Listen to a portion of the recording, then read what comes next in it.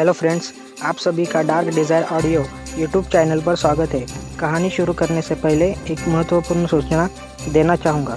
यह कहानी पूर्णतः काल्पनिक है। इसमें प्रस्तुत सभी पात्र, घटनाएं और स्थान लेखक की कल्पना पर आधारित है और इनका किसी भी वास्तविक व्यक्ति, घटना, जाति, संस्कृति या समाज से कोई संबंध नहीं है। इस कहानी का उद्देश्य केवल मनोरंजन करना है। हमारा किसी भी प्रकार का सामाजिक, धार्मिक या सांस्कृतिक संस्थाओं को ठोस पहुंचाने का कोई इरादा नहीं है। यदि किसी श्रोता को इस कहानी का कोई अंश अनुचित या आपत्तिजनक प्रतीत हो तो कृपया इसे केवल एक काल्पनिक एवं मनोरंजनात्मक रचना के रूप में ही ले। यह कहानी पूरी तरह से मेरी स्वयं लिखी हुई है। इसे न तो किसी अन्य लेखक से लिया गया है और न ही किसी ऑनलाइन प्लेटफॉर्म से कॉपी किया गया है। इस कहानी की सभी copyright dark desire audio channel के अंतर्गत सुरक्षित है। रात के समय पूर्णिमा का चांद आसमान में ऊंचाई पर टंगा हुआ था और असंख्य तारे टिमटिमा रहे थे। शांत आकाश के बीच अचानक 9 रंगों की चमकदार बिजली घूमने लगी, मानो पूरी रात को अपनी रोशनी से चीर रही हो। ऐसा लग रहा था जैसे प्रकृति स्वयं किसी असाधारण घटना की गवाही दे रही हो। लोगों में ये मान्यता थी कि जब भी आकाश में ऐसी विचित्र घटनाएं होती हैं, तब अवश्य ही कोई दिव्य आत्मा या महान प्रतिभा इस संसार में अवतरित होती है। भारतवर्ष के आर्यावर्त महाद्वीप पर स्थित राजनगर के ऊपर सुनहरे वस्त्र पहने एक वृद्ध महर्षि अपने हाथ पीठ के पीछे बांधे आकाश की ओर देख रहे थे। उनका चेहरा गंभीर था, लेकिन आंखों में उत्सुकता की चमक थी। उनके पीछे हजारों शाही साधक और योद्धा एक घुटने पर बैठे हुए थे, मानो किसी आदेश की प्रतीक्षा कर रहे हों। अचानक आकाश में तेज गर्जना हुई और 9 रंगों की बिजली संघनित होकर एक दिव्य प्रकाश में बदल गई, जो आकाश गंगा को चीरती हुई धरती की ओर गिरी। एक पल में रात दिन में बदल गई और पूरी धरती हिंसक रूप से कांप उठी। लेकिन आश्चर्यजनक रूप से उस बिजली से कोई विनाश नहीं हुआ। वह प्रकाश धरती को छूते ही हवा में विलीन हो गया और चारों ओर फिर से अंधकार छा गया, मानो आकाश की सारी ऊर्जा किसी ने खींच ली हो। उस दृश्य को देखकर वृद्ध महर्षि की आंखें चमक उठीं और उनका शरीर उत्तेजना से कांप उठा। उन्होंने उस दिशा की ओर इशारा करते हुए कहा कि वाराणसी क्षेत्र में आज रात जितने भी नवजात शिशु जन्मे हैं, उन सभी को राजनगर में लाया जाए। आदेश मिलते ही हजारों शाही साधक तुरंत उस दिशा में रवाना हो गए, उस दिव्य प्रतिभा को खोजने और राजवंश के लिए उपयोग करने के दृढ़ संकल्प के साथ। समय बड़ी तेजी से बीत गया और देखते ही देखते 5 वर्ष गुजर गए। लोग आज भी उस रात की भयावह और रहस्यमय घटना को याद करते थे, लेकिन कोई नहीं जानता था कि उस राजवंश ने वास्तव में क्या किया। वाराणसी क्षेत्र में कई साधना संस्थान और संप्रदाय मौजूद थे, जिनमें नीलकंठ संघ सबसे प्रसिद्ध माना जाता था। हर वर्ष की तरह इस बार भी नीलकंठ संघ में शिष्यों की भर्ती का वार्षिक दिन आया था और संघ के बाहर लोगों की भारी भीड़ उमड़ पड़ी थी। इसी भीड़ में एक घमंडी महिला भी थी, जो चाहती थी कि उसका बेटा किसी भी तरह नीलकंठ संघ में प्रवेश पा जाए। जब उसे अंदर जाने से रोका गया तो वो क्रोधित हो उठी और संघ के एक युवा शिष्य को अपशब्द कहने लगी। वो गुस्से में उसे नीच सेवक कहकर अपमानित करने लगी और तिरस्कार भरी निगाहों से उसकी ओर इशारा करती हुई बोली कि क्या उसे सच में लगता है कि वो उसे यहाँ से भगा सकता है। उसका इतना अहंकार इसलिए था क्योंकि वह जानती थी कि सामने खड़ा युवक केवल एक बाहरी शिष्य है। नीलकंठ संघ में बाहरी शिष्यों की स्थिति बहुत निम्न होती थी। हालांकि वे भी संघ के सदस्य होते थे, लेकिन उन्हें तुच्छ सेवकों की तरह देखा जाता था और भीतर तथा बाहर दोनों जगह उनका अपमान किया जाता था। युवक शांत स्वर में उसे समझाते हुए बोला कि आज संघ बंद है और यदि वो प्रवेश चाहती है तो कल आए। साथ ही ये भी याद रखे कि ये कोई साधारण जगह नहीं है जहां वो मनमानी कर सके। उसने उसे अपने शब्दों और व्यवहार पर नियंत्रण रखने की सलाह दी। उस युवक का नाम अर्जुन शर्मा था और उसकी उम्र लगभग 15 वर्ष थी। वो एक बाहरी शिष्य होते हुए भी सामान्य लोगों से कहीं अधिक साहसी था। ऐसी घमंडी महिला से सीधे बात करने की हिम्मत बहुत कम लोग करते थे। उसकी बात सुनकर महिला और भी भड़क उठी और उसे छोटा बदमाश कहते हुए धमकाने लगी कि वो केवल एक बाहरी शिष्य होकर उसे कैसे चेतावनी दे सकता है। उसने अर्जुन का कॉलर पकड़ लिया और गुस्से में कहा कि अगर उसने तुरंत उसके और उसके बेटे के रहने का इंतजाम नहीं किया तो वो उसे कभी माफ नहीं करेगी। आसपास खड़े लोग इस दृश्य को देखकर रोकने के बजाय चुपचाप तमाशा देख रहे थे, बल्कि कुछ तो मन ही मन खुश भी हो रहे थे। उनकी नजर में बाहरी शिष्य सुअरों और कुत्तों से भी बदतर थे, इसलिए उनके साथ ऐसा व्यवहार होना उन्हें स्वाभाविक लगता था।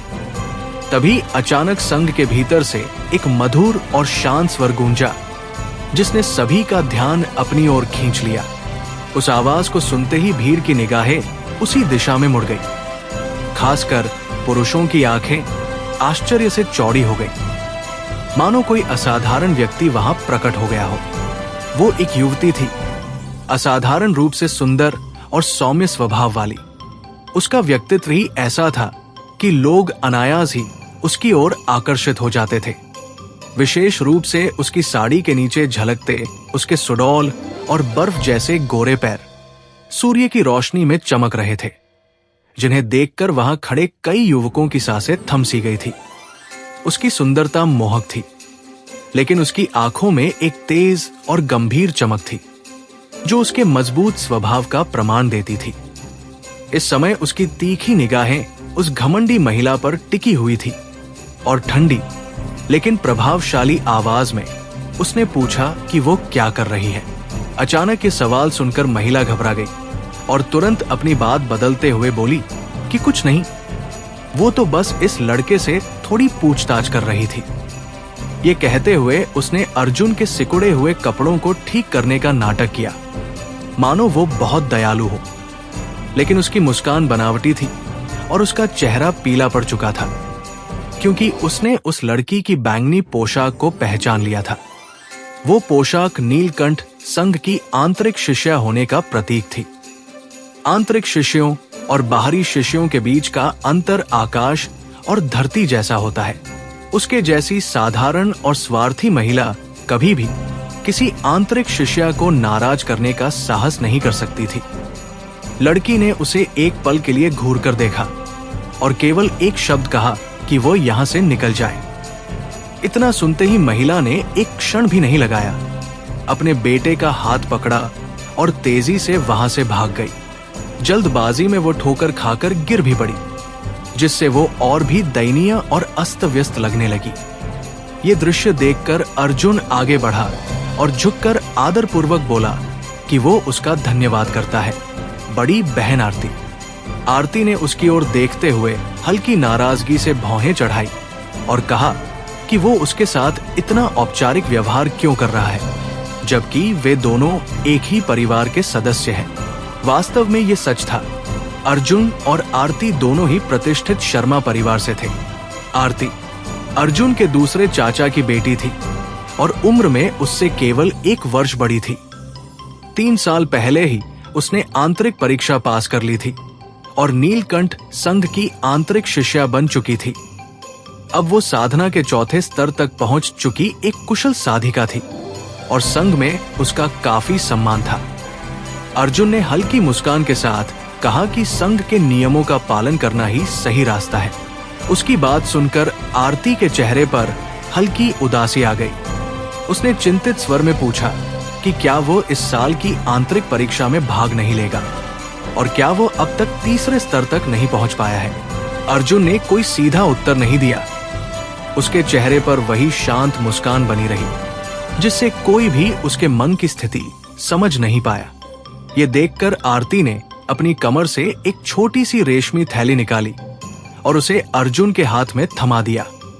उसने कहा कि वह इसे ग्रहण करे और इसका उपयोग करे, क्योंकि ये उसे 3रे स्तर तक पहुंचने में मदद कर सकता है। अर्जुन ने थैली खोली तो उसके भीतर से तीव्र आध्यात्मिक ऊर्जा का प्रवाह महसूस हुआ। अंदर एक उंगली के आकार की क्रिस्टल जैसी साफ और चमकदार दिव्य जड़ी बूटी रखी हुई थी। उसे देखते ही अर्जुन चौंक गया और तुरंत थैली वापस करते हुए बोला कि ये बहुत कीमती है और वह इसे स्वीकार नहीं कर सकता। वह दिव्य आत्मा घास साधना करने वालों के लिए अत्यंत पवित्र औषधि मानी जाती थी। ये साधकों की शक्ति और प्रगति को कई गुना बढ़ा सकती थी और इसकी कीमत अपार थी। शर्मा परिवार हर साल अपने प्रतिभाशाली बच्चों को ऐसी एक जड़ी बूटी सहायता के रूप में देता था।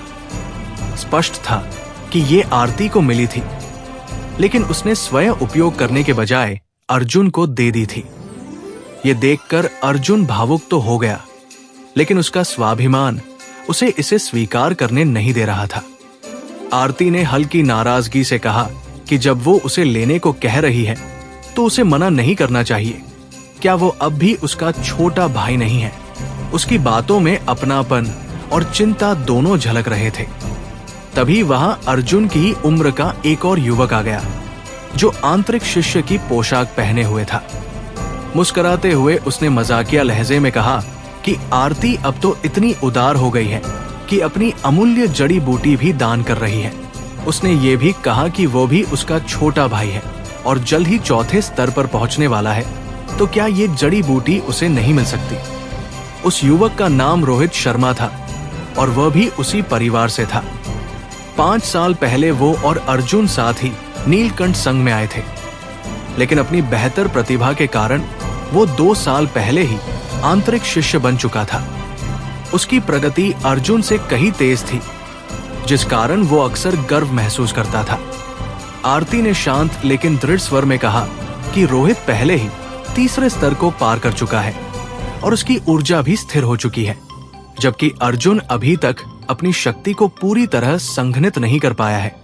इसलिए ये जड़ी बूटी उसके लिए अधिक आवश्यक है। ये कहते हुए उसने जबरदस्ती थैली फिर से अर्जुन के हाथ में रख दी। रोहित ये देखकर थोड़ा असंतुष्ट हुआ और व्यंग्य से बोला कि भले ही ये जड़ी बूटी कितनी भी अच्छी हो, लेकिन ये हर किसी पर असर नहीं करती। उसने कटाक्ष करते हुए कहा कि अर्जुन जैसे कम प्रतिभा वाले व्यक्ति को ये देना केवल समय और संसाधनों की बर्बादी है। तुम इसे मुझे ही दे दो। इतना कहते ही रोहित ने अर्जुन के हाथ से वो दिव्य जड़ी बूटी छीन ली। उसकी आंखें सिमट गई और निगाहों में खुली धमकी झलकने लगी, मानो वो पूछ रहा हो कि अब वो क्या कर सकता है। ये देखकर अर्जुन ने हल्की मुस्कान के साथ शांत स्वर में कहा कि वो सही कह रहा है। ऐसी अनमोल वस्तु सच में योग्य व्यक्ति को ही मिलनी चाहिए, लेकिन चूंकि ये उसे आरती बहन ने दी थी, इसलिए बिना पूछे उसे छीन लेना कुछ ज्यादा ही घमंड की बात है। इतना कहते हुए उसने रोहित के हाथ में पकड़ी जड़ी बूटी की ओर हाथ बढ़ा दिया। रोहित गुस्से से उसे घूरते हुए बोला कि उसकी हिम्मत कैसे हुई इसे वापस लेने की, लेकिन अर्जुन ने उसकी बात अनसुनी कर दी और बिना झिझक वो जड़ी बूटी अपने हाथ में ले ली। ये देखकर रोहित का चेहरा गुस्से से लाल हो गया और वो कुछ करने को तैयार सा दिखने लगा। तभी आरती ने धीमे स्वर में पूछ लिया कि वो आखिर करना क्या चाहता है। उसकी आवाज सुनते ही रोहित ने अनिच्छा से अपनी आस्तीन झटकते हुए पीछे हटना ही बेहतर समझा। हालांकि उसकी आंखों में अब भी क्रोध भरा हुआ था। अर्जुन ने जड़ी बूटी को संभालते हुए कहा कि इसे वो अपना कर्ज माने और भविष्य में इसका दुगुना लौटाने की कोशिश करेगा।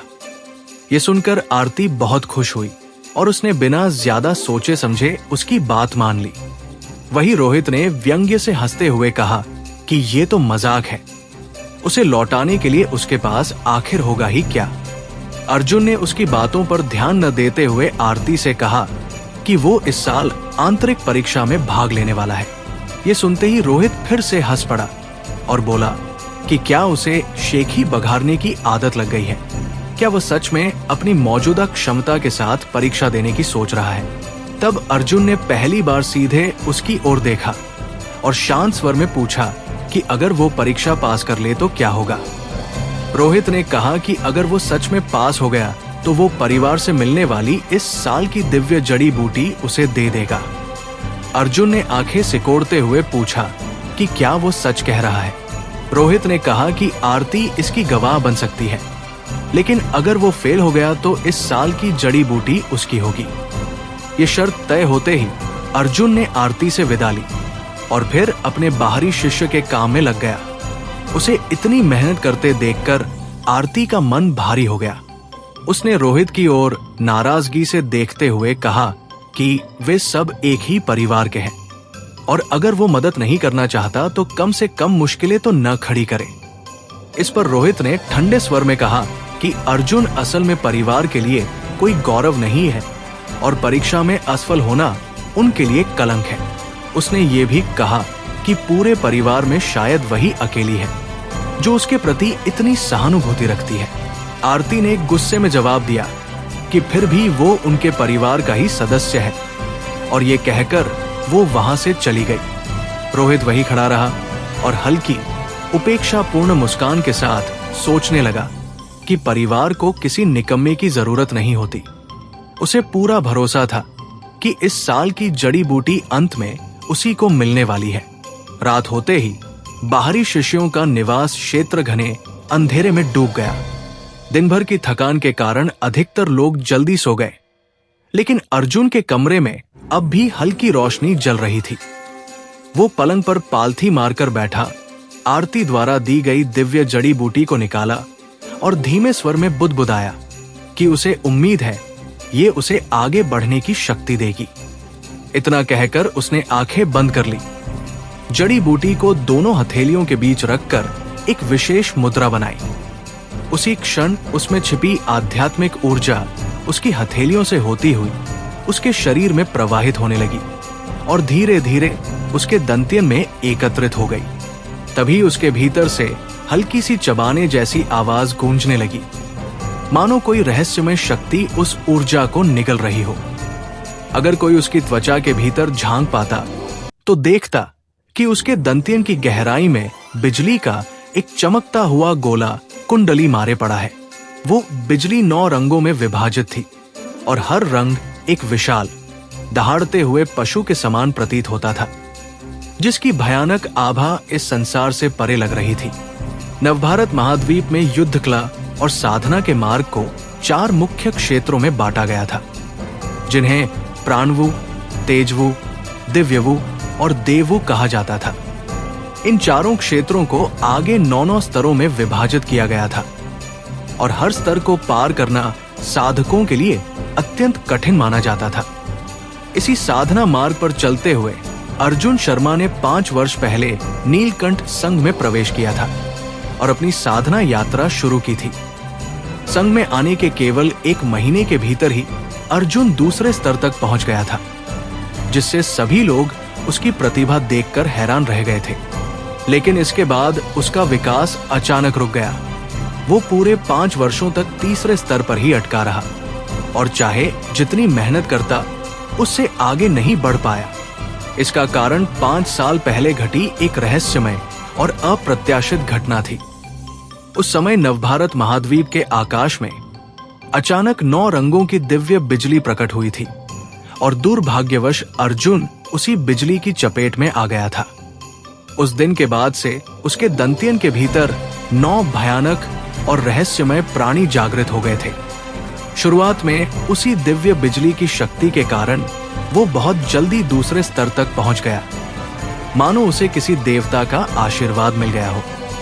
लेकिन जैसे ही वो दूसरे स्तर पर पहुंचा, वही दिव्य बिजली उसके शरीर की आध्यात्मिक ऊर्जा को जलाने और नष्ट करने लगी। बिना ऊर्जा संचित किए कोई भी साधक अगले स्तर तक नहीं पहुंच सकता था और इसी कारण अर्जुन इतने वर्षों तक तीसरे स्तर से आगे नहीं बढ़ सका।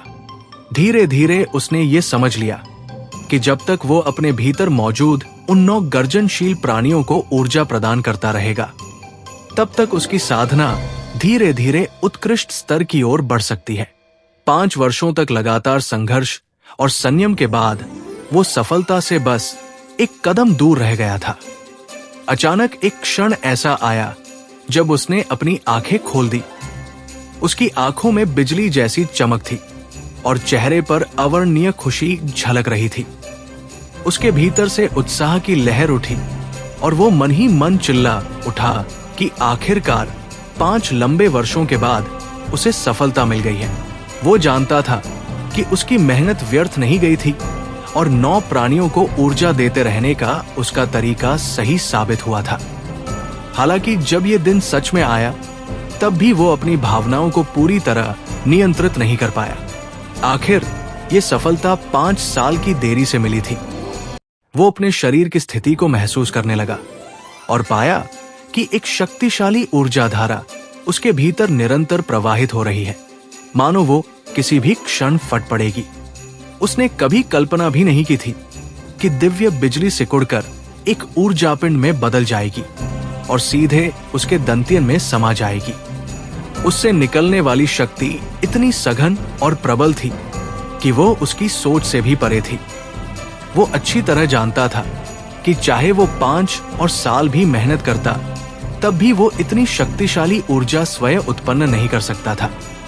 ये सब उसी दिव्य बिजली का परिणाम था। तभी अचानक उसका शरीर अकड़ गया और उसके चेहरे के भाव बदल गए। भीतर की दिव्य शक्ति फिर से रूपांतरित होने लगी और कुछ ही क्षणों में उसकी शक्ति कई गुना बढ़ गई।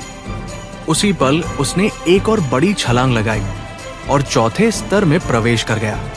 अपने भीतर उमड़ती विस्फोटक शक्ति को महसूस करते हुए उसने अपनी मुट्ठी भींच ली। उसे लगा कि पिछले 5 वर्षों की सारी पीड़ा, अपमान और संघर्ष अब सार्थक हो गए हैं। उसकी आंखों में आंसू आ गए और उसने मन ही मन अपने दत्तक पिता से कहा कि अब वो कभी उन पर बोझ नहीं बनेगा, बल्कि उनका गर्व बनेगा। अर्जुन असल में शर्मा परिवार का खून का सदस्य नहीं था। वो परिवार के 5वें पुत्र राजेंद्र शर्मा का दत्तक पुत्र था। शर्मा परिवार बाहरी लोगों को अधिक पसंद नहीं करता था और अधिकांश सदस्य उसे तुच्छ दृष्टि से देखते थे। बचपन से ही उसे ताने, अपमान और उपेक्षा सहनी पड़ी थी। केवल आरती ही थी जो कभी कभी उसकी मदद करती थी और उसे हौसला देती थी। अगर उसके दत्तक पिता का मजबूत संरक्षण न होता तो शायद उसे बहुत पहले ही परिवार से निकाल दिया गया होता। नीलकंठ संघ में प्रवेश करने के बाद भी वो लंबे समय तक आंतरिक शिष्य नहीं बन पाया, जिससे उसके दत्तक पिता को परिवार में कई बार अपमान सहना पड़ा। लोग उनके सामने सिर ऊंचा नहीं रहने देते थे और उन्हें भी नीचा दिखाते थे। लेकिन अर्जुन जानता था कि ये सब अब जल्द ही बदलने वाला है। इस संसार में जहां युद्ध कला और शक्ति सर्वोपरि मानी जाती थी, वहां केवल ताकत ही सम्मान दिला सकती थी। और अब 5 वर्षों के अंधकार के बाद अर्जुन शर्मा की जिंदगी में नई रोशनी फैलने लगी थी। जब तक वो स्वयं को लगातार मजबूत बनाता रहेगा, तब तक किसी में भी उसे नीचा दिखाने की हिम्मत नहीं होगी। अर्जुन ये बात भली भांति समझ चुका था। नीलकंठ संघ साल में केवल एक बार शिष्यों की भर्ती करता था और ये प्रक्रिया पूरे 10 दिनों तक चलती थी। इन 10 दिनों के समाप्त होते ही वार्षिक आंतरिक परीक्षा शुरू हो जाती थी। इस बार 5 वर्षों से चुपचाप संघर्ष कर रहा अर्जुन आखिरकार इस परीक्षा में भाग लेने वाला था। परीक्षा का आयोजन एक विशाल भूमिगत महल में किया गया था। महल का मुख्य सभागार हजारों साधकों से भरा हुआ था। चारों ओर लोगों की भीड़ उमड़ रही थी और वातावरण में उत्साह के साथ साथ तनाव भी फैला हुआ था। इनमें से अधिकांश शिष्य तीसरे स्तर पर थे, क्योंकि सभी जानते थे कि आंतरिक परीक्षा में सफल होने के लिए कम से कम तीसरे स्तर तक पहुंचना अनिवार्य था। फिर भी हर साल कुछ दूसरे स्तर के शिष्य भी किस्मत आजमाने आ जाते थे। हालांकि उनमें से अधिकतर असफल ही लौटते थे। भीड़ में बहुत कम ऐसे लोग थे जो चौथे स्तर पर पहुंच चुके थे। ये साधारण प्रतिभा वाले नहीं थे, बल्कि असाधारण प्रतिभाशाली माने जाते थे। उनमें से कुछ जानबूझकर चौथे स्तर पर रहते हुए भी आंतरिक परीक्षा में भाग लेते थे, क्योंकि वे पुरस्कारों के लालच में ऐसा करते थे। तीसरे स्तर पर पहुंचने के बाद व्यक्ति मार्शल आर्ट तकनीकों का अभ्यास करने योग्य हो जाता था और यही तकनीकें किसी साधक की असली ताकत का आधार होती थी। मार्शल आर्ट केवल लड़ने का साधन नहीं थी, बल्कि वो शरीर की सीमाओं से परे शक्ति प्रदान करती थी। इसी कारण ये अत्यंत मूल्यवान मानी जाती थी। बड़े बड़े कुलीन परिवारों के पास भी ऐसी तकनीकें बहुत कम होती थी। इसलिए वे अपने बच्चों को प्रशिक्षण के लिए संघों में भेजते थे। नीलकंठ संघ में भी यही परंपरा थी। जैसे ही कोई आंतरिक शिष्य बनता, उसे विशेष मार्शल आर्ट तकनीकों का अभ्यास करने की अनुमति मिल जाती थी। इन तकनीकों को भी कमजोर से लेकर शक्तिशाली तक 9 स्तरों में बांटा गया था। आंतरिक शिष्यों को सामान्यतः तीसरे स्तर तक की तकनीकें ही मिलती थी, लेकिन वार्षिक परीक्षा में प्रथम स्थान पाने वाले को चौथे स्तर की दुर्लभ पुस्तिका मिलती थी। यही कारण था कि कई लोग वर्षों तक बाहरी शिष्य बने रहकर उसी पुरस्कार के लिए संघर्ष करते रहते थे। इसी बीच भीड़ में किसी ने अचानक ध्यान दिलाया कि क्या वो आदित्य वर्मा नहीं है। लोग उत्साहित होकर उसकी ओर देखने लगे। सचमुच वो वही था। मात्र 13 वर्ष की उम्र में ही वो चौथे स्तर तक पहुंच चुका था। बहुतों को लग रहा था कि इस बार की परीक्षा का विजेता वही होगा। उसकी प्रतिभा ने पहले ही संघ में काफी प्रसिद्धि पा ली थी। हालांकि कुछ लोग इससे सहमत नहीं थे। उनका कहना था कि चाहे आदित्य कितना भी प्रतिभाशाली क्यों न हो, वो अभी बच्चा ही है और पहला स्थान जीतना आसान नहीं होगा। नीलकंठ संघ में छिपी हुई प्रतिभाओं की कमी नहीं थी। कई बार औसत समझे जाने वाले लोग भी प्रतिभाशालियों को पछाड़ देते थे। इसी बात का उदाहरण देते हुए कुछ लोगों ने विवेक चौहान की ओर इशारा किया। विवेक पिछले 6 वर्षों से संघ में था और लंबे समय तक अनजान ही रहा था। लेकिन कुछ महीने पहले उसने चौथे स्तर के एक आंतरिक शिष्य को हरा दिया था। उसके बाद उसकी प्रसिद्धि तेजी से फैल गई और वो बाहरी शिष्यों के बीच चर्चा का केंद्र बन गया। अब आदित्य और विवेक दोनों ही लोगों की बातचीत का मुख्य विषय बन चुके थे। इसी दौरान कुछ लोगों की नजर अर्जुन पर भी पड़ी। किसी ने व्यंग्य करते हुए कहा कि ये लड़का इतना आत्मविश्वास क्यों दिखा रहा है, मानो वही इस परीक्षा का विजेता बनने वाला हो। किसी ने कहा कि शायद वो खुद को आदित्य या विवेक समझ बैठा है। कई लोग हंसते हुए बोले कि ऐसे लोग हर साल आते हैं जो खुद को बहुत बड़ा समझते हैं, लेकिन अंत में असफल होकर लौट जाते हैं। इन बातों को सुनकर अर्जुन ने कोई प्रतिक्रिया नहीं दी। उसके चेहरे पर बस हल्की सी मुस्कान थी। न गुस्सा, न निराशा, न ही कोई चिंता। भीतर ही भीतर वो जानता था कि वे लोग एक बात में सही थे। मार्शल आर्ट का चौथा स्तर वास्तव में उसी का लक्ष्य था। ये कोई कोरी कल्पना नहीं थी, बल्कि एक ऐसी सच्चाई थी जो बहुत जल्द सामने आने वाली थी। तभी अचानक एक गंभीर और भारी आवाज पूरे सभागार में गूंज उठी और सभी से शांत रहने का आदेश दिया गया। भीड़ धीरे धीरे शांत हो गई और वार्षिक आंतरिक परीक्षा का असली अध्याय शुरू होने वाला था। अचानक एक तीखी और प्रभावशाली आवाज पूरे भूमिगत महल में गूंज उठी। कुछ क्षण पहले तक जहां सैकड़ों लोगों की फुसफुसाहट और उत्साह भरा शोर था, वहां पल भर में सन्नाटा छा गया। सभी की निगाहें मुख्य सभागार के ऊंचे चबूतरे की ओर उठ गई, जहां एक के बाद एक दर्जन से अधिक आकृतियां प्रकट हुई। उनमें अधिकांश बुजुर्ग पुरुष थे, बाहरी संप्रदाय के वरिष्ठ आचार्य, जिनके चेहरों पर कठोरता और वर्षों की साधना की गंभीरता झलक रही थी। लेकिन उनका नेतृत्व करने वाली जो आकृति थी, वो बिल्कुल अलग थी। वो न केवल अपेक्षाकृत युवा थी, बल्कि असाधारण रूप से सुंदर भी थी।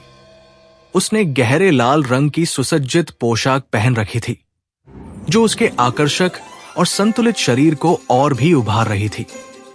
पोशाक उसके सुडौल कंधों से लेकर उसकी कमर तक सटी हुई थी और नीचे से उसके सीधे बर्फ जैसे उजले पैर झलक रहे थे, जो सभागार की रोशनी में हल्के से चमक रहे थे।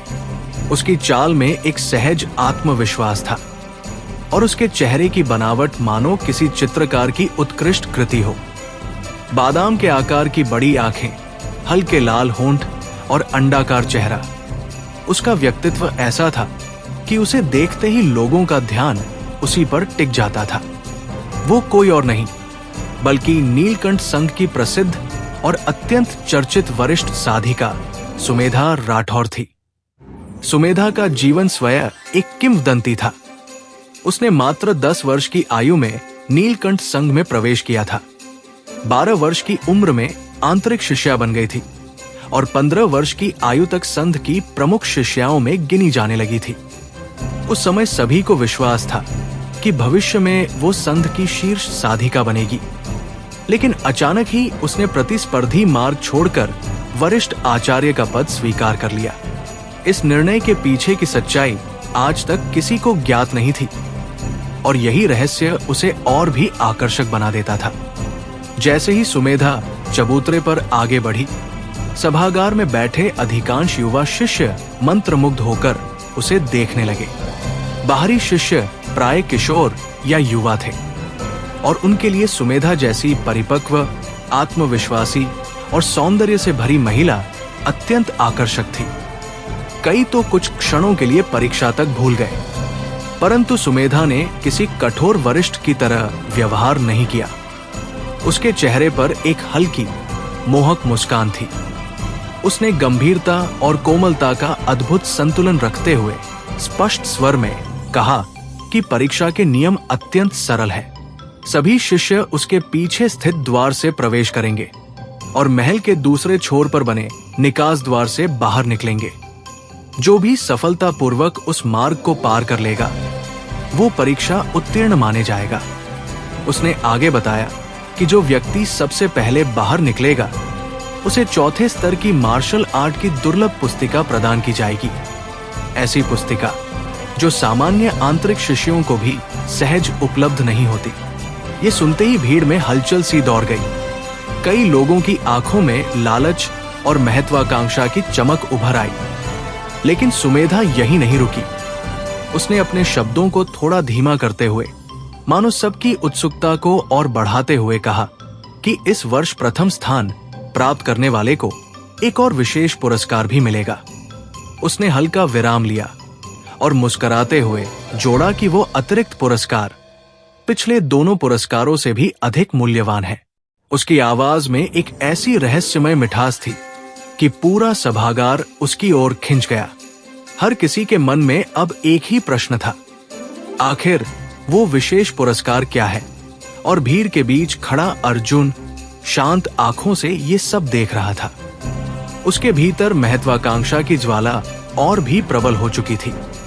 किसी ने उत्सुकता से ऊंची आवाज में पूछ लिया कि आखिर वो विशेष पुरस्कार क्या है? भीड़ में कुछ निर्लज्ज और शरारती दिमाग वाले लोग तो मन ही मन ये तक सोचने लगे कि कहीं सुमेधा स्वयं को ही पुरस्कार के रूप में तो नहीं देने वाली।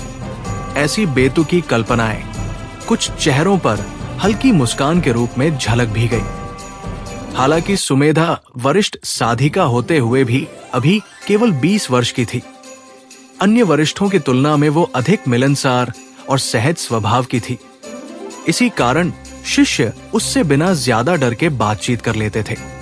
सभी की अटकलों और फुसफुसाहटों के जवाब में उसने बस हल्की सी मोहक मुस्कान बिखेरी, अपनी 5 पतली उंगलियां फैलाई और शांत स्वर में कहा कि प्रथम स्थान पाने वाले को 5 दिव्य आत्मा जड़ी बूटियां मिलेंगी।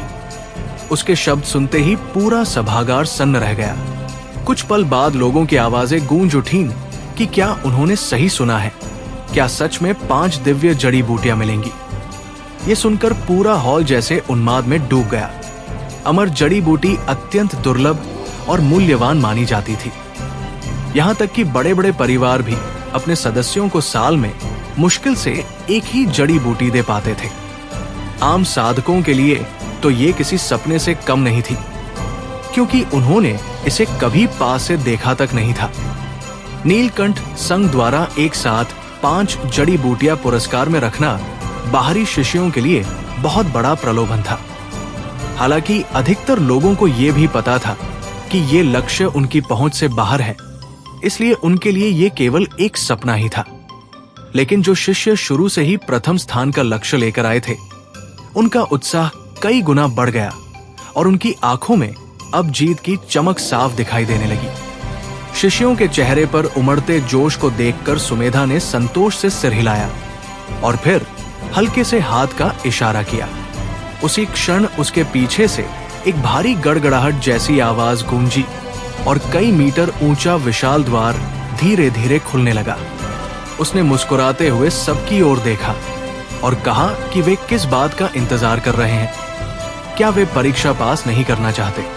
अगले ही पल हजारों बाहरी शिष्य जंगली घोड़ों की तरह उस द्वार की ओर टूट पड़े। उत्साह भरी आवाजें, जयकार और कदमों की गड़गड़ाहट पूरे महल में गूंजने लगी। अर्जुन भी भीड़ के साथ आगे बढ़ता हुआ भीतर चला गया और कुछ ही देर में एक विशाल गहरी गुफा में प्रवेश कर गया। वो गुफा बेहद बड़ी थी, लेकिन भीतर घोर अंधेरा फैला हुआ था। रोशनी बहुत कम थी और हर किसी को महसूस हो रहा था कि वहां किसी भी क्षण जानलेवा खतरा सामने आ सकता है। फिर भी कई लोग उत्साह में चिल्लाते हुए आगे बढ़ते जा रहे थे। चौथे स्तर की मार्शल आर्ट और 5 दिव्य जड़ी बूटियों के सपने उन्हें आगे धकेल रहे थे। कुछ लोग ऐसे भी थे जो जीवन से अधिक धन और शक्ति को महत्व देते थे और खतरे को जानते हुए भी बिना पीछे देखे दौड़ते जा रहे थे। अचानक लगभग 100 मीटर आगे बढ़ने के बाद हवा को चीरती हुई तेज आवाजें सुनाई देने लगी। गुफा की दीवारों से अनगिनत चांदी जैसी चमकदार सुइयां निकल पड़ी, जो तूफानी बारिश की तरह भीड़ पर बरसने लगी। अगले ही क्षण दर्द भरी चीखें गूंज उठीं। कई शिष्य उन सुइयों की चपेट में आकर गिर पड़े और कराहने लगे। इसके बावजूद भीड़ रुकी नहीं। लोग पहले की तरह ही आगे बढ़ते रहे, मानो पीछे मुड़कर देखने का समय ही न हो। वे जानते थे कि ये जाल भले ही खतरनाक हो, लेकिन अधिकतर मामलों में जानलेवा नहीं होते। यदि कोई तीसरे स्तर का साधक सावधानी बरतता तो वो उनसे बच सकता था। जैसे जैसे लोग आगे बढ़ते गए, सुइयों की संख्या और घनत्व बढ़ता गया, जिससे कई बार लोग घबरा भी जाते थे। धीरे धीरे भीड़ फैलने लगी और सबसे आगे अब साधारण लोग नहीं, बल्कि आदित्य वर्मा, विवेक चौहान जैसे विशेषज्ञ पहुंचने लगे। ये साफ दिखाई देने लगा कि वे वास्तव में असाधारण प्रतिभा के धनी हैं। जहां अन्य लोग सुइयों की बारिश में संभल कर चल रहे थे, वहीं वे ऐसे आगे बढ़ रहे थे जैसे समतल जमीन पर दौड़ रहे हों। उनके कदमों में न हिचक थी, न भय, मानो ये कोई खतरनाक परीक्षा नहीं, बल्कि साधारण दौड़ हो। अर्जुन उन सबसे पीछे नहीं था, लेकिन सबसे आगे भी नहीं। वो तीसरे स्तर के अनुभवी साधकों के समूह के पीछे पीछे चल रहा था। ऐसा करने के उसके 2 कारण थे। पहला, वो बेवजह सबसे पहले जोखिम उठाना नहीं चाहता था। दूसरा, उसकी स्थिति विशेष थी और वो अपनी असली ताकत को इतनी जल्दी सबके सामने प्रकट नहीं करना चाहता था। वो जानता था कि सही समय आने पर ही अपनी शक्ति दिखाना सबसे बुद्धिमानी भरा कदम होगा। अर्जुन जानता था कि जल्दबाजी करना मूर्खता होगी। वो सही क्षण की प्रतीक्षा कर रहा था, ऐसा अवसर जिसे कोई देख न सके, लेकिन जिसके सहारे वो सबको पीछे छोड़ सके। उधर सबसे आगे आदित्य वर्मा और विवेक चौहान आमने सामने थे। आदित्य ने व्यंग्य करते हुए कहा कि इतने वर्षों की साधना के बाद भी यदि वो उससे आगे नहीं निकल पा रहा तो ये शर्म की बात है। इस पर विवेक ने ठंडे स्वर में उत्तर दिया कि युद्ध कला के मार्ग पर उम्र का कोई अर्थ नहीं होता, केवल शक्ति ही निर्णायक होती है, और यदि उसे घमंड है तो पहले उसे पराजित करके दिखाए। दोनों की आवाजों में चुनौती साफ झलक रही थी। कुछ ही दूरी आगे बढ़ने के बाद समूह में केवल वही 2 शिष्य सबसे आगे रह गए। दोनों चौथे स्तर के साधक थे। एक अद्भुत प्रतिभा का धनी, दूसरा वर्षों के अनुभव से परिपक्व। उनकी गति लगभग समान थी और वातावरण में तनाव गहरा गया था। वे भली भांति जानते थे कि इस परीक्षा में उनका सबसे बड़ा प्रतिद्वंद्वी कोई तीसरा नहीं, बल्कि एक दूसरे ही है। जब तक वे एक दूसरे को पीछे छोड़ते रहेंगे, प्रथम स्थान उन्हीं में से किसी एक का होगा। तभी अचानक आगे से हवा का एक तीखा झोंका आया। ध्यान से देखने पर दोनों चौंक उठे, क्योंकि सामने घना कोहरा फैलने लगा था। गुफा पहले ही अंधेरी थी, अब कोहरे ने दृश्यता और भी कम कर दी थी। जालों से बचना अत्यंत कठिन हो गया। उन्हें अपनी गति धीमी करनी पड़ी और हर कदम फूंक फूंक कर रखना पड़ा। यही वो क्षण था जिसकी अर्जुन प्रतीक्षा कर रहा था। जब आगे बढ़ रहे शिष्य सावधानीवश धीमे पड़ गए, उसके होठों पर हल्की मुस्कान उभरी। उसने एक लंबा कदम बढ़ाया और अगले ही पल तीर की तरह आगे निकल गया। विवेक चांदी की सुइयों से बचने में व्यस्त था कि अचानक एक काली परछाई उसके पास से बिजली की गति से गुजरी। वो कुछ समझ पाता उससे पहले ही वो आकृति कोहरे में विलीन हो चुकी थी। क्षण भर को उसे लगा कि शायद ये उसकी आंखों का भ्रम है। पहले उसने सोचा कि ये आदित्य होगा, पर जब उसने देखा कि आदित्य तो अभी भी उसके निकट ही है, तो उसके चेहरे पर गहरा आश्चर्य छा गया। अर्जुन अब किसी की परवाह किए बिना अपनी गति को चरम सीमा तक ले गया। लंबे समय तक दौड़ने के बावजूद उसे तनिक भी थकान महसूस नहीं हो रही थी। उसके दंत्यन से आध्यात्मिक ऊर्जा मानो निरंतर स्रोत की तरह प्रवाहित हो रही थी। उसकी गति, शक्ति, दृष्टि और श्रवण क्षमता समान स्तर के साधकों से कहीं अधिक हो चुकी थी। यहां तक कि आदित्य और विवेक से भी उसे इस परिवर्तन पर आश्चर्य नहीं हुआ। 5 वर्ष पहले उसने अपने भीतर ये विशेष गुण अनुभव किया था और अब उसके पूर्ण रूप में लौट आने से उसका आत्मविश्वास अडिग हो गया था। उसकी उपस्थिति में कोई भी स्वयं को अद्वितीय प्रतिभा कहने का साहस नहीं कर सकता था। अंततः वो जालों के घेरे को पार कर गहरी अंधेरी गुफा से बाहर निकल आया और एक विशाल हॉल में पहुंच गया। हॉल के अंत में पत्थर का एक ऊंचा चबूतरा था, जिस पर 4 स्तरों की मार्शल आर्ट तकनीकों की पुस्तकें और 5 दिव्य आत्मा जड़ी बूटियां सजी हुई थी। उन्हें देखकर उसके हृदय में हल्की उत्तेजना अवश्य जगी, पर वो सीधे आगे नहीं बढ़ा। उसकी दृष्टि हॉल के दोनों ओर बने कई भारी पत्थर के द्वारों पर टिक गई। उसके होठों पर एक आशावान मुस्कान उभरी। उसे आभास था कि इस परीक्षा का वास्तविक चरण अभी बाकी है। इन द्वारों के पीछे संभवतः वही पौराणिक खूंखार प्राणी छिपा है, जिसकी चर्चा संघ में वर्षों से होती आई है। एक रक्तपीपासु, अत्यंत क्रूर और भयावह जीव, जिसे हर साधक के साहस की अंतिम परीक्षा माना जाता है। इसी बीच भूमिगत महल के भीतर एक गुप्त पत्थर कक्ष में हलचल मच गई। वहां एक वृद्ध आचार्य पत्थरों से भरी एक बड़ी थाली को विस्मित आंखों से देख रहे थे। वे पत्थर साधारण नहीं थे, वे महल के जालतंत्र से जुड़े संकेतक थे। जब भी कोई जाल सक्रिय होकर पार किया जाता, संबंधित पत्थर अपनी स्थिति बदल देते थे।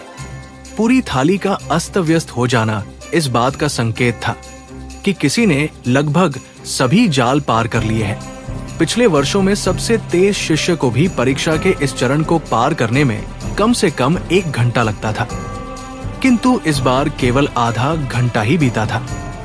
ये असामान्य परिवर्तन सभी वरिष्ठों का ध्यान आकर्षित कर चुका था।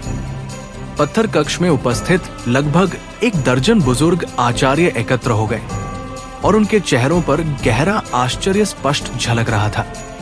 उन्हें आभास हो चुका था कि इस वर्ष परीक्षा में कुछ असाधारण घटित होने वाला है। छिपे हुए पत्थर कक्ष में फैली बेचैनी के बीच एक वरिष्ठ आचार्य ने गहरी सांस लेते हुए कहा कि इस बार बाहरी शिष्यों में कोई असाधारण और रोचक व्यक्ति दिखाई दे रहा है। उसके शब्दों में आश्चर्य और उत्सुकता दोनों झलक रहे थे। तभी सुमेधा भी धीरे धीरे आगे बढ़कर आ गई।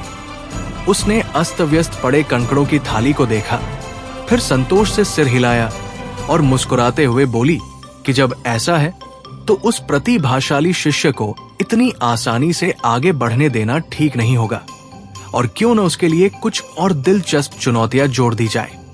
ये कहते हुए उसकी नजर कक्ष की ऊपरी दीवार पर जड़े 3 गोल पत्थरों पर पड़ी।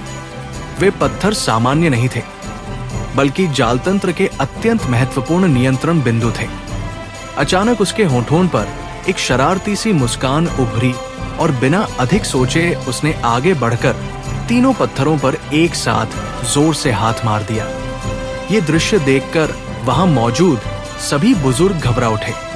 कई ने एक साथ चिल्लाकर उसे रोकने की कोशिश की, कि वो उन्हें न छुए, लेकिन तब तक बहुत देर हो चुकी थी। सुमेधा पहले ही तीनों पत्थरों को सक्रिय कर चुकी थी। वरिष्ठों के चेहरे अचानक पीले पड़ गए, उनके माथे पर पसीना उभर आया और आंखों में घबराहट साफ दिखाई देने लगी। ये देखकर सुमेधा को भी आभास हुआ कि शायद उससे कोई बड़ी भूल हो गई है। उसने तुरंत पूछा कि क्या हुआ, और क्या उसे ये नहीं बताया गया था कि ये पत्थर केवल कुछ खूंखार प्राणियों को बाहर निकालते हैं। तभी एक वृद्ध आचार्य ने कांपती आवाज में समझाया कि ये तीनों पत्थर वास्तव में खूंखार जानवरों को सक्रिय करते हैं, लेकिन उन्हें एक साथ कभी नहीं दबाया जाना चाहिए। यदि ऐसा हो जाए तो महल में कैद सभी भयानक प्राणी एक साथ मुक्त हो जाते हैं। इतने वर्षों से इस स्थान की रखवाली करते हुए उसने कभी ऐसा दृश्य नहीं देखा था। फिर उसने भयभीत स्वर में बताया कि अब 30 द्वितीय श्रेणी के भयंकर जानवर, 9 तृतीय श्रेणी के राक्षस और एक चतुर्थ श्रेणी का महाविनाशक प्राणी एक साथ बाहर आ चुके होंगे। ये सुनते ही सभी के चेहरे पर डर की लकीरें खिंच गई। वे जानते थे कि ये जीव साधारण साधकों से कहीं अधिक शक्तिशाली होते हैं और एक एक कर भी सैकड़ों लोगों को मार सकते हैं। एक ही समय में इतने सारे खूंखार प्राणियों का मुक्त हो जाना लगभग नरसंहार को आमंत्रण देने जैसा था। भूमिगत महल में मौजूद हजारों शिष्यों के इन राक्षसों के हाथों मारे जाने की कल्पना से ही उस बुजुर्ग का शरीर कांप उठा। वो आगे सोचने की भी हिम्मत नहीं कर पा रहा था।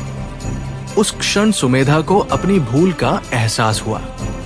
उसके चेहरे का रंग उड़ गया और आंखों में चिंता भर गई। उसने झुंझलाकर कहा कि उसे पहले क्यों नहीं बताया गया।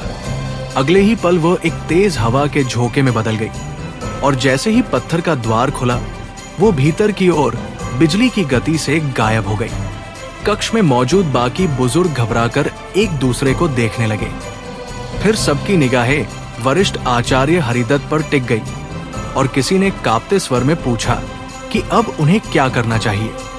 हरिदत्त ने दांत भींचते हुए गुस्से और चिंता भरे स्वर में कहा कि अब और सोचने का समय नहीं है, तुरंत बचाव के लिए निकलना होगा।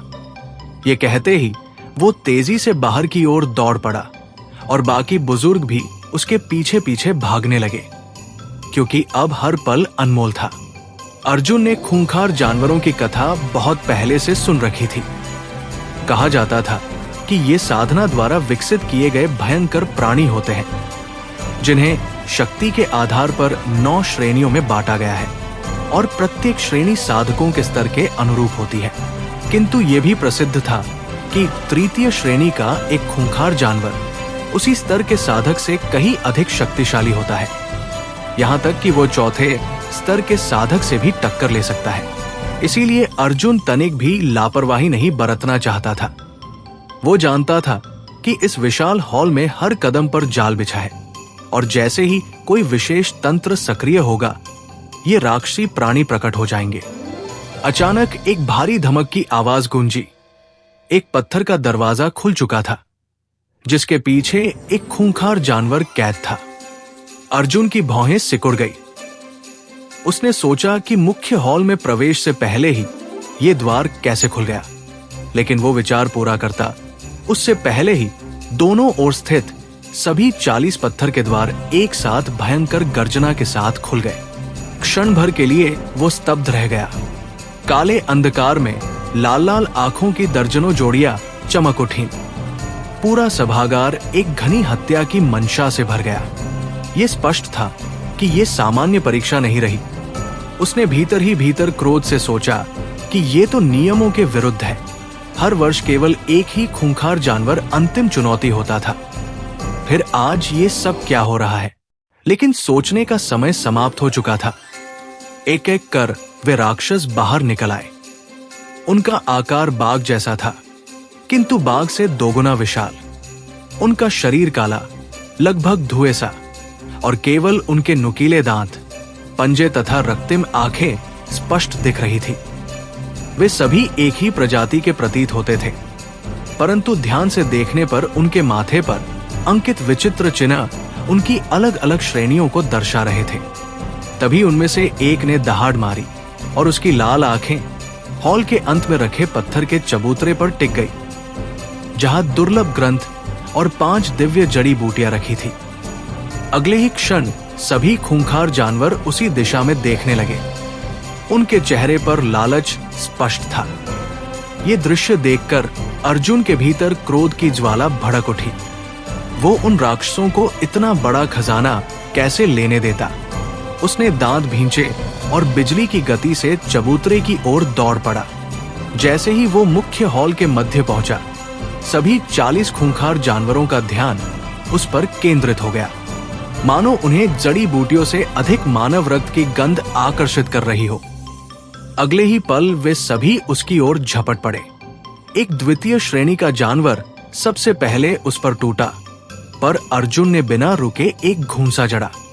उसका प्रहार इतना प्रचंड था कि उस प्राणी का सिर वही चकनाचूर हो गया। ये स्पष्ट था कि अब वो पहले जैसा कमजोर साधक नहीं रहा, लेकिन शेष जानवरों ने उसे चारों ओर से घेर लिया। उनकी संयुक्त गर्जना और हत्या की तीव्र मंशा किसी भी साधारण व्यक्ति को भय से जकड़ देती, किंतु अर्जुन के भीतर भय का स्थान अब दृढ़ संकल्प ने ले लिया था। वो बंदर जैसी फुर्ती से उछलता कूदता, झुकता और घूमता हुआ उनके बीच से निकल रहा था। उसका हर प्रहार एक राक्षस को धराशायी कर रहा था। उसके हाथ, पैर, कोहनी, उसका पूरा शरीर एक अचूक हथियार बन चुका था। उस क्षण यदि कोई बाहर से देखता तो उसे लगता कि असली राक्षस वे नहीं, बल्कि स्वयं अर्जुन है।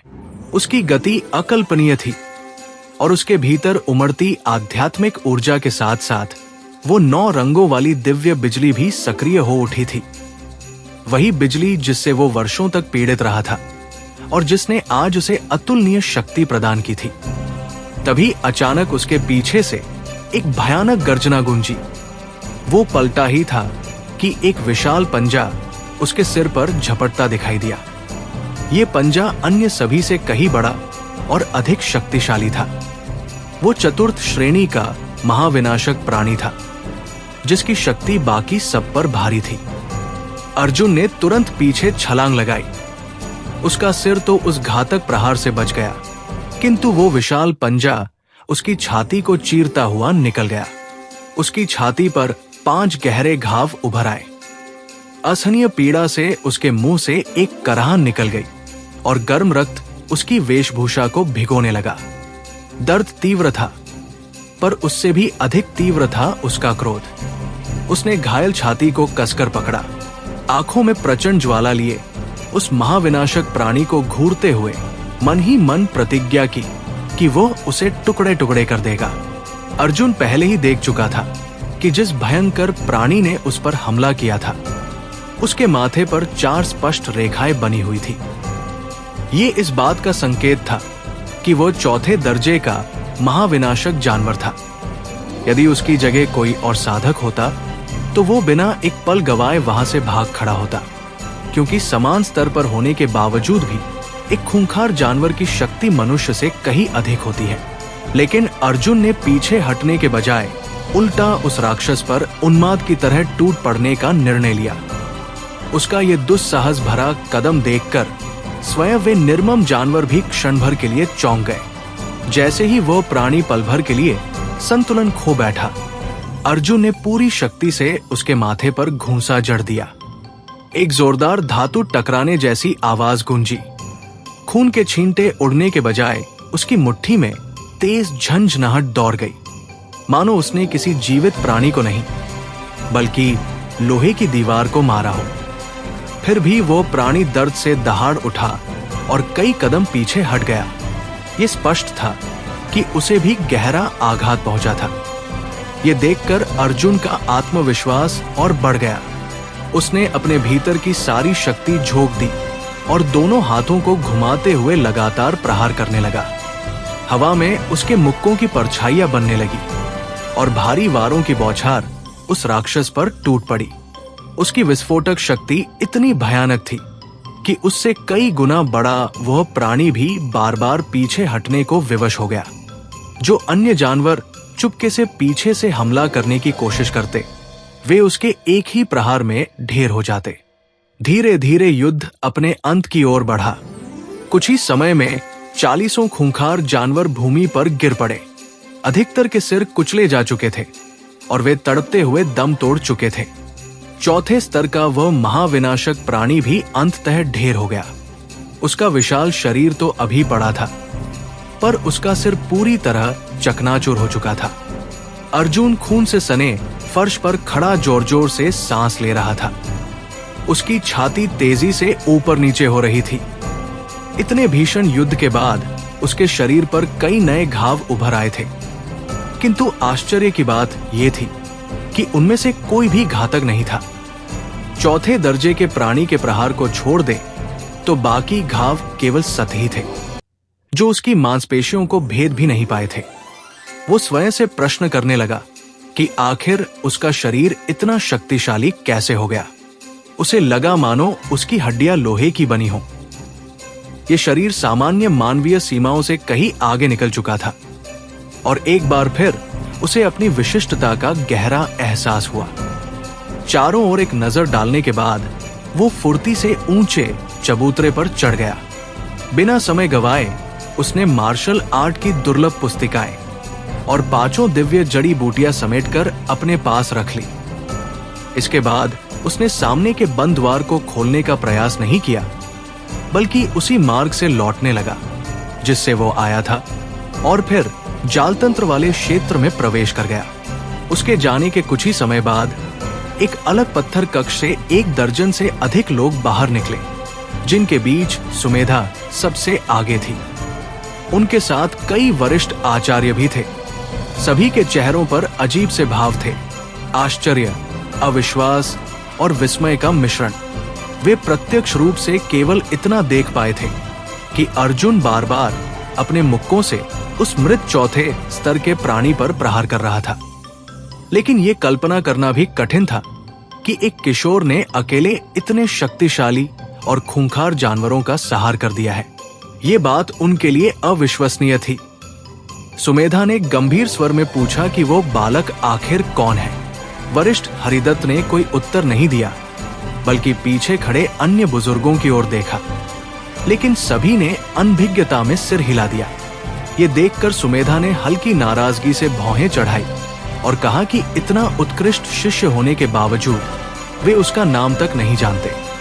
हरिदत्त ने असहाय स्वर में उत्तर दिया कि बाहरी शिष्यों की संख्या बहुत अधिक है और यदि वो जानबूझकर अपनी शक्ति छिपा रहा हो तो उन्हें भी तुरंत उसके बारे में पता लगाना कठिन है।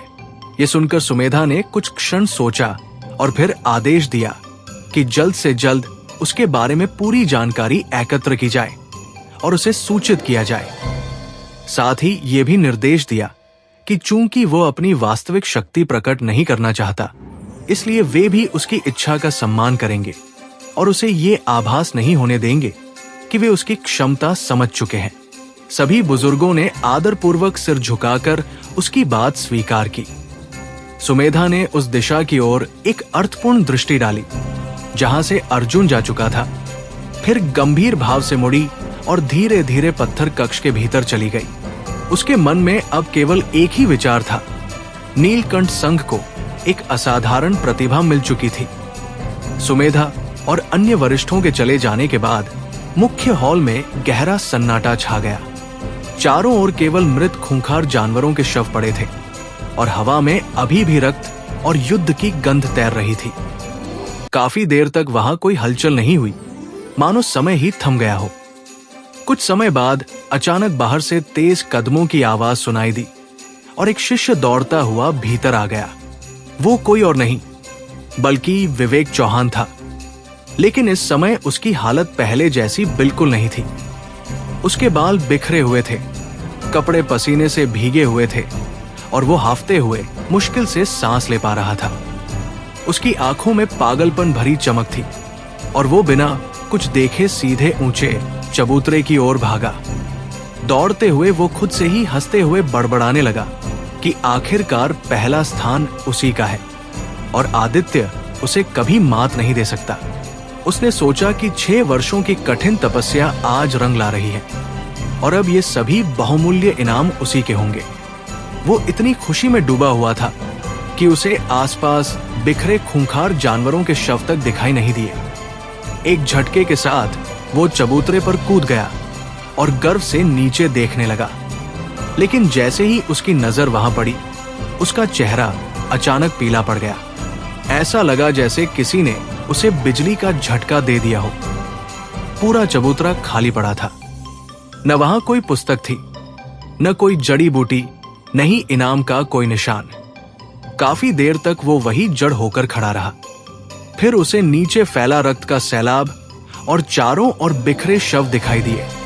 हर एक जानवर की मौत बेहद भयानक तरीके से हुई थी। ये दृश्य देखकर उसका दिल कांप उठा और वो डर के मारे वहीं बैठ गया। पीछे मुड़कर देखने पर उसे ये भी समझ आया कि बाहर जाने वाला द्वार अभी तक खुला ही नहीं था। उसके मन में हजारों सवाल उठने लगे कि आखिर यहाँ हुआ क्या है और उससे पहले कौन यहाँ आ चुका है। तभी बाहर से फिर कदमों की आवाज आई और आदित्य वर्मा भी दौड़ता हुआ भीतर पहुंचा। लेकिन जैसे ही उसने हॉल के अंदर का दृश्य देखा, वो वहीं रुक गया। उसकी नजर पहले खून से लथपथ फर्श पर पड़ी, फिर विवेक पर गई और वो अवाक रह गया। उसने धीमे स्वर में पूछा कि क्या ये सब उसी ने किया है। विवेक ने मजबूर सी हंसी हंसते हुए कहा कि अगर वो मना कर दे तो क्या आदित्य उस पर विश्वास करेगा। आदित्य ने सिर हिलाकर साफ कह दिया कि उसे पता है कि विवेक में इतनी शक्ति नहीं हो सकती। ये कहते हुए वो आगे बढ़ा और शवों को ध्यान से देखने लगा। तभी उसकी नजर चौथे दर्जे के महाविनाशक प्राणी पर पड़ी और वो हैरान रह गया कि आखिर इतना शक्तिशाली राक्षस किसने मारा होगा। दोनों ने काफी देर तक खोजबीन की, लेकिन कोई सुराग नहीं मिला। वे ये समझ ही नहीं पाए कि बाहरी शिष्यों में ऐसा कौन हो सकता है जिसके पास इतनी भयानक शक्ति हो। अंत में उन्हें संदेह होने लगा कि शायद ये सब किसी वरिष्ठ की योजना रही हो और इनाम पहले ही ले लिया गया हो। कुछ समय बाद तीसरे स्तर के शिष्यों का समूह वहां पहुंचा। स्थिति देखकर सबने यही मान लिया कि विवेक और आदित्य ने मिलकर ही सभी राक्षसों को मारा है। धीरे धीरे ये बात फैल गई कि प्रथम स्थान इन्हीं दोनों को मिला है और इनाम भी उन्हीं के बीच बांटा गया है। आश्चर्य की बात यह थी कि सबकी प्रशंसा के सामने दोनों ने इसका विरोध नहीं किया और अनजाने में ही वे सबसे बड़े विजेता बन गए। कुछ ही देर में बाहर जाने वाला द्वार खुल गया और चारों ओर खुशी की आवाजें गूंज उठीं। सभी लोग उत्साहित थे क्योंकि इस द्वार से बाहर निकलते ही वे आंतरिक शिष्य बन जाएंगे और उनका जीवन पूरी तरह बदल जाएगा। इसी बीच भीड़ के बीच से एक लड़का बाहर आया जिसने सबका ध्यान अपनी ओर खींच लिया। उसके कपड़े फटे हुए थे, वो लगभग नग्न था और रोते हुए शिकायत कर रहा था कि किसी ने उसकी पीठ पर मारा और उसके कपड़े तक फाड़ दिए।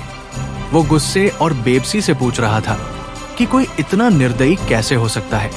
लोग ये दृश्य देखकर हैरान रह गए, लेकिन उसी भीड़ में अर्जुन शांत भाव से खड़ा था। उसने अपने बिल्कुल सही सलामत कपड़ों की ओर देखा, हल्की मुस्कान बिखेरी और बिना किसी को कुछ बताए चुपचाप वहां से निकल गया। इस प्रकार आंतरिक संप्रदाय की परीक्षा समाप्त हो गई। हजारों लोगों ने इसमें भाग लिया था, लेकिन केवल लगभग 2000 ही सफल हो पाए। फिर भी ये संख्या काफी मानी जाती थी। आंतरिक संप्रदाय में प्रवेश के बाद ही कोई साधक वास्तव में नीलकंठ संघ का पूर्ण सदस्य माना जाता था और विशेष सुविधाओं का अधिकारी बनता था। नए शिष्यों के स्वागत के लिए वरिष्ठों ने एक भव्य भोज का आयोजन किया।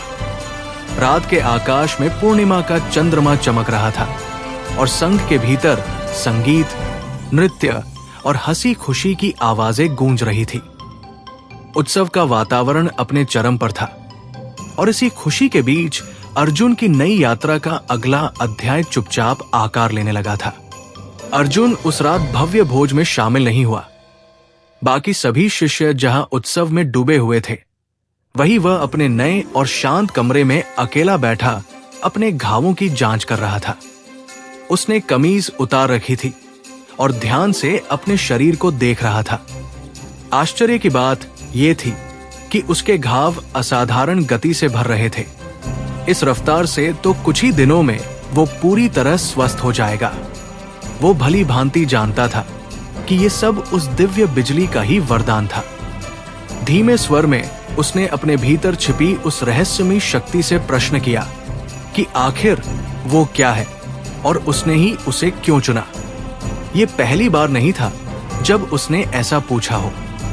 वो ये सवाल अनगिनत बार कर चुका था, लेकिन हर बार की तरह इस बार भी उसे कोई उत्तर नहीं मिला। उसके मन में आज भी 5 वर्ष पहले की वो भयावह रात ताजा थी, जब वाराणसी क्षेत्र के ऊपर आकाश 9 रंगों की दिव्य बिजली से जगमगा उठा था। पूरा आसमान दिन की तरह उजाला हो गया था। गरज ऐसी गूंज रही थी मानो आकाश में विशाल अजगर नाच रहे हों, और धरती तक कांप उठी थी। उस समय लोग भय से इधर उधर भाग रहे थे, मानो संसार का अंत आ गया हो। लेकिन तब मात्र 10 वर्ष का अर्जुन किसी अनजानी शक्ति के वशीभूत होकर घर से बाहर निकल गया और खुले मैदान की ओर दौड़ पड़ा। आज तक उसे समझ नहीं आया कि उसने ऐसा क्यों किया था। ऐसा लगता था जैसे कोई अदृश्य शक्ति उसे वहां खींच रही हो। वही उस पर दिव्य बिजली का साया पड़ा था। उस दृश्य को किसी और ने नहीं देखा, लेकिन वो जानता था कि उसके दंत्यन में समाई वही 9 रंगों वाली बिजली थी, जिसने पूरे महाद्वीप को हिला दिया था। हालांकि उसी बिजली ने उसे अद्भुत शरीर और अपार शक्ति दी थी, फिर भी वो ये नहीं समझ पा रहा था कि इतनी शक्तिशाली चीज उससे क्यों जुड़ गई। कुछ देर सोचने के बाद उसने हल्की मुस्कान के साथ खुद से कहा कि जब उसे उत्तर नहीं मिलना है तो वो अब और सवाल नहीं करेगा। अब वो और वह दिव्य बिजली एक ही हो चुके थे। जो होना है वही होगा। अब तक उससे उसे केवल लाभ ही मिला था, इसलिए उसने इस चिंता को मन से निकाल दिया। कपड़े पहनने के बाद उसकी नजर बिस्तर के पास रखी मेज पर रखी एक मोटी पुस्तक पर पड़ी, जिस पर बड़े अक्षरों में लिखा था थंडर 3 स्टाइल्स। उसने उसे उठाया और उत्सुकता से पढ़ना शुरू किया। ये उसका पहला वास्तविक मार्शल आर्ट ग्रंथ था, इसलिए उसके मन में स्वाभाविक उत्साह उमड़ पड़ा। पुस्तक के प्रारंभ में लिखा था कि ये 4 चरणों वाली एक शक्तिशाली मार्शल आर्ट है, जिसे नीलकंठ संघ के संस्थापक महागुरु ने स्वयं बनाया था। इसमें महारत हासिल कर लेने पर साधक की गति गरज जैसी और शक्ति बिजली जैसी हो जाती है, जो 5वें स्तर की तकनीकों के बराबर मानी जाती है। ये पढ़कर अर्जुन चकित रह गया। उसे समझ में आ गया कि ये कोई साधारण तकनीक नहीं, बल्कि संघ की अमूल्य धरोहर है। नीलकंठ संघ के संस्थापक महागुरु अपने समय में पूरे महाद्वीप में अजेय थे। उड़ना, पर्वत हिला देना, समुद्रों को पार कर जाना, उनके लिए सब कुछ संभव था। उन्हीं के नेतृत्व में नीलकंठ संघ का भी सर्वोच्च संप्रदाय हुआ करता था। हालांकि उनके निधन के बाद संघ धीरे धीरे कमजोर पड़ गया और अब केवल द्वितीय श्रेणी का संप्रदाय बनकर रह गया था। फिर भी उनकी बनाई तकनीकें आज भी अमूल्य मानी जाती थी। उत्साह से भरकर अर्जुन ने पूरी साधना विधि ध्यान से पढ़नी शुरू कर दी। उसने मन ही मन निश्चय कर लिया कि वो किसी भी कीमत पर थंडर 3 स्टाइल्स में महारत हासिल करेगा। पूरी रात अध्ययन और चिंतन करने के बाद आखिरकार वो इसकी मूल विधि समझ सका। पहली चाल शरीर को स्थिर करने की थी, दूसरी इरादे और ऊर्जा को केंद्रित करने की, और तीसरी चाल बिजली जैसी शक्ति में रूपांतरित होने की थी। सामान्य साधकों के लिए इन तीनों का अभ्यास अत्यंत कठिन होता था, लेकिन अर्जुन इसे आजमाने के लिए उत्सुक था। सुबह नहाने के बाद भी उसे नींद नहीं आई। उसका मन अभ्यास के लिए बेचैन हो रहा था, इसलिए वो चुपचाप आंतरिक संप्रदाय के मार्शल आर्ट मंडप की ओर निकल पड़ा। वहां अभ्यास के लिए सभी सुविधाएं उपलब्ध थी। साथ ही वो इस विशेष तकनीक को खुले में नहीं दिखाना चाहता था, इसलिए उसने तय किया कि पहले किसी सामान्य तकनीक का अभ्यास करेगा और धीरे धीरे अपनी असली शक्ति को निखारेगा। उस शांत रात में अर्जुन ने अपने नए सफर की अगली तैयारी शुरू कर दी थी। एक ऐसे सफर की जो उसे अंधेरे से निकालकर शिखर तक पहुंचाने वाला था। ये जगह सचमुच बहुत जीवंत है। जैसे ही अर्जुन मार्शल आर्ट मंडप के भीतर पहुंचा, उसकी आंखें आश्चर्य से फैल गई। विशाल हॉल पहले से ही लोगों से भरा हुआ था।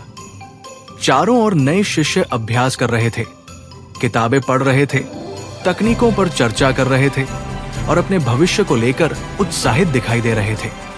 ये दृश्य स्वाभाविक ही था, क्योंकि अभी कल ही 2000 से अधिक नए शिष्य आंतरिक संप्रदाय में शामिल हुए थे। इनमें से अधिकतर पहली बार असली मार्शल आर्ट से परिचित हो रहे थे, इसलिए हर कोई जितना संभव हो सके उतना सीखना चाहता था। मार्शल आर्ट मंडप को कुल 6 मंजिलों में बांटा गया था। पहली मंजिल पर प्रथम स्तर की तकनीकें रखी थी, दूसरी मंजिल पर द्वितीय स्तर की, तीसरी मंजिल पर तृतीय स्तर की, जबकि चौथी, पांचवी और छठी मंजिलें विशेष अभ्यास और प्रशिक्षण के लिए बनाई गई थी। अर्जुन धीरे धीरे ऊपर की ओर बढ़ता गया। उसने देखा कि पहली मंजिल पर सबसे अधिक भीड़ थी। वहां नए शिष्य बड़ी लगन से बुनियादी तकनीकों का अभ्यास कर रहे थे। दूसरी मंजिल पर भी काफी लोग थे, लेकिन पहली मंजिल की तुलना में कम। वही तीसरी मंजिल लगभग खाली पड़ी थी। ये दृश्य देखकर अर्जुन को कोई आश्चर्य नहीं हुआ। वो जानता था कि अलग अलग स्तर की मार्शल आर्ट तकनीकों की शक्ति अलग होती है, लेकिन उनकी कठिनाई भी उसी अनुपात में बढ़ती जाती है। अधिकतर साधक पहले आसान तकनीकों से शुरुआत करते हैं, फिर धीरे धीरे अभ्यास करके उनमें निपुण होते हैं और उसके बाद ही ऊंचे स्तर की ओर बढ़ते हैं। अधिकांश लोग पहले प्रथम स्तर की तकनीक में महारत हासिल करते हैं, फिर दूसरे स्तर पर जाते हैं और अंत में तीसरे स्तर तक पहुंचने की कोशिश करते हैं। बहुत कम लोग सीधे ऊंचे स्तर की तकनीकों को छूने का साहस करते हैं, लेकिन अर्जुन बाकी लोगों से अलग था। उसका लक्ष्य बिल्कुल स्पष्ट था। चाहे आत्मरक्षा के लिए ही क्यों न हो, वो हमेशा सबसे शक्तिशाली मार्ग चुनना चाहता था। उसे औसत बनकर संतोष नहीं करना था, वो सर्वोच्च बनना चाहता था। इसी सोच के साथ वो बिना रुके तीसरी मंजिल की ओर बढ़ गया। लेकिन जैसे ही उसने तीसरी मंजिल पर कदम रखा, एक बूढ़ी और गंभीर आवाज उसके कानों में पड़ी। उस आवाज में अनुभव और चेतावनी दोनों झलक रहे थे। किसी ने उससे कहा कि वो इतनी जल्दी बड़े सपने न देखे, क्योंकि यहाँ की मार्शल आर्ट उसके लिए उपयुक्त नहीं है। अर्जुन रुक गया। उसने धीरे से मुड़कर उस आवाज की दिशा में देखा और पहली बार उसे एहसास हुआ कि शायद इस मंडप में भी उसकी परीक्षा अभी खत्म नहीं हुई है। तो दोस्तों, यह था आज का एपिसोड। आशा करता हूँ कि आपको हमारी कहानी पसंद आई होगी। यदि आपको हमारी यह कहानी अच्छी लग रही है और आप आगे के नए एपिसोड सुनना चाहते हैं, तो हमारे चैनल को सब्सक्राइब करें और बेल आइकन दबाकर ऑल विकल्प पर क्लिक करें, ताकि आपको हमारे नए अपलोड किए गए एपिसोड की नोटिफिकेशन मिलती रहे। इस वीडियो को लाइक करना न भूलें और इसे अपने परिवार व दोस्तों के साथ ज़रूर शेयर करें। धन्यवाद।